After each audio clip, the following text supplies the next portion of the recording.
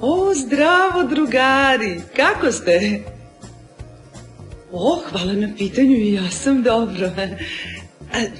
Razgovaram sa vama, a nisam se predstavila. Ja sam čarobnica Dobrica. Mada, nisam baš uvek bila dobra.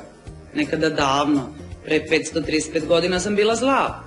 Ali sam bila zla samo zbog toga što sam želela da budem slavna u nečemu i da uđem u sve knjige ovoga sveta. Ali, na svu sreću, ja sam upoznala neke drugare koji su mi objasnili da je u životu važno biti dobar. I kad si dobar u životu, onda možeš da otkriješ u čemu si baš ti najbolji. I ja sam otkrila u čemu sam najbolja. Pa ja sam najbolja u druženju sa decom i čitanju priča. Pa zato sam sada tu. Evo ovako, uzela sam sada da pročitam svoje omiljene srpske bajke. A znate zašto su mi omiljene? Omiljene su mi zbog toga što imaju pouku i što svašta lepo mogu da naučim iz njih. Em se zabavim, em naučim.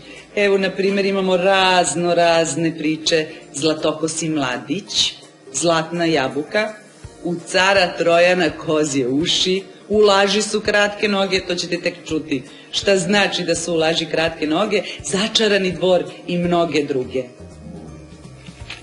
Ma, pročitat ću vam neku od njih. U stvari, drugari, ja sam shvatila da i vi treba da učestvujete u ovome.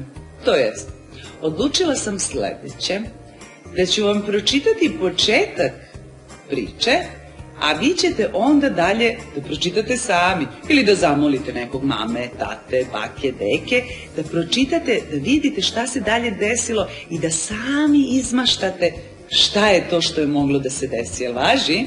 Evo ovako, odlučila sam da prva bude Zlatoruni ovan. A ona ide ovako.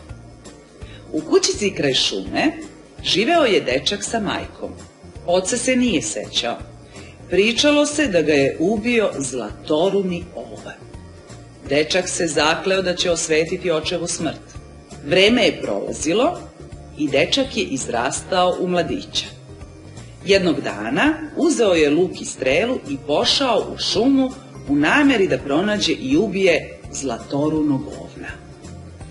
Neću više ništa da vam pročitam. Pa ima ovde sve piše. Da li je našao ovna? Da li se osvetio? Da li treba da se sveti? Sve imate i možete pročitati u knjizi.